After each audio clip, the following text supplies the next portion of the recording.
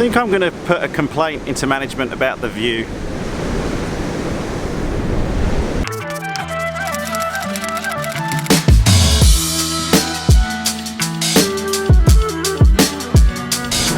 That's ridiculous. So the other thing that I enjoy doing as well as flying and traveling is taking photos.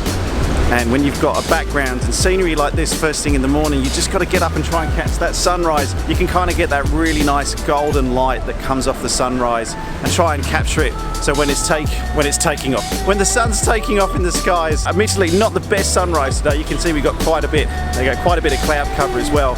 But it's still such a great time of day before the sun gets too high and starts bleaching everything out.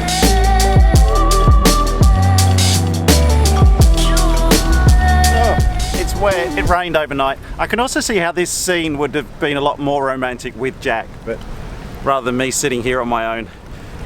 Now let's take some more photos.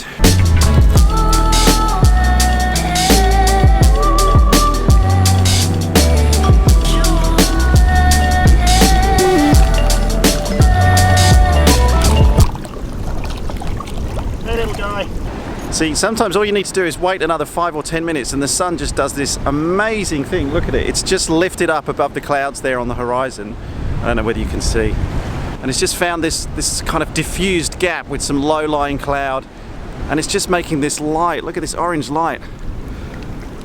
And the colour of the sea, look at this. I've never been anywhere like this before in my life with water as clear and blue as this.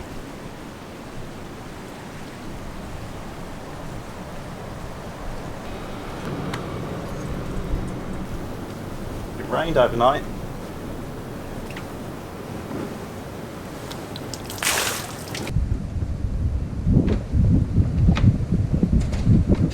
Now, I promised myself if I was going to do a daily vlog from the Maldives that I was going to try and make it as interesting as possible, and to be honest, we've spent the last about 5 hours just sitting around the pool. So now the rest of the day is going to be dedicated to me doing interesting things for the vlog. For example,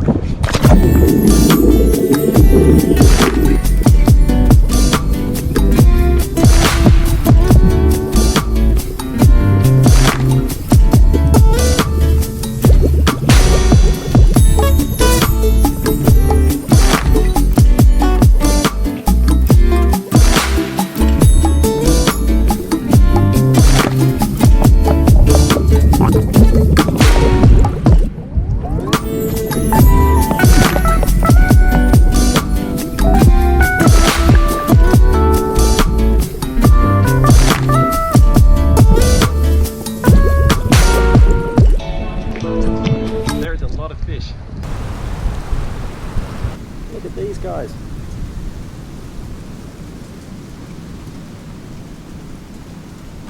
Hey buddy. They don't like being chased. I guess no one in life likes being chased. Hermit crabs have very different choices in shells. Some have very rounded shells, some have very conical shells. I guess it's like when you're a hermit crab, it's like buying a car. But Jack's just taking a bit of a rest and I thought I'd just come out and have a bit of a walk around, chase some hermit crabs. They got me thinking, first of all, I hope you're enjoying these travel style vlogs as well, and I'm trying to, I don't know whether you've noticed, I'm trying to do them daily as well, so trying to get the content out every single day during this week at least, just to give it a go. It's something I've always wanted to experiment with, so let me know what you think. Hope you're enjoying them so far. But I'm going to be using the time as well whilst we're here this week to plan a couple of big flying trips that I've had in my head for a while, but I really want to execute later on this year. I know I've been talking about a trip down to King Island, but I want to do something bigger, and I've got this idea of doing a big trip in Australia, covering a lot more towns, a lot more airfields, a lot more flying. So when I get back to Melbourne, I can actually sit down with my instructors and try and turn that plan into reality. But of course, as it is, I started working on the plan and then I got distracted, jumped onto YouTube, and I wanted to write back to all the comments I've been getting, and I realized I get a common question which I wanted to cover on here, and that is the question of, why am I not a commercial pilot? Or do I have any ambitions to fly commercially? Hang on, I've got to get a bit more undercover. simple answer to this is no. I don't want to fly commercially. My career is in technology now. I'm a bit late in life to really jump into the airlines and start a career as a pilot. Now, I'm not saying that there should be or is an age restriction to becoming a commercial pilot if you do want to fly for the airlines. Absolutely not. It's just I've decided that I'm at an age now where I need to focus on my technology career, growing the company that I have. I want to tell you a story about when I was a 16-year-old kid and I did want to become a pilot, but I think we need some shelter. Hang on.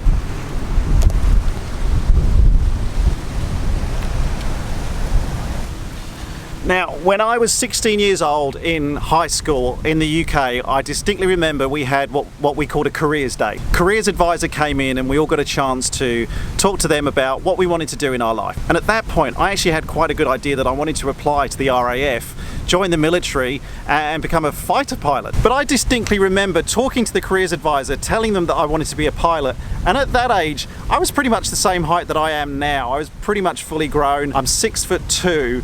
And I remember my careers advisor at that point saying, do you know what? You're probably a bit too tall to become a pilot.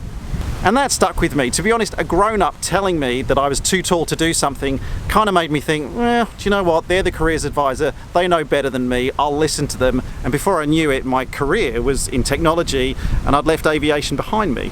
So why am I telling you this? Well, the moral of this story is, if someone tells you you can't do something and you really want to do it, do it.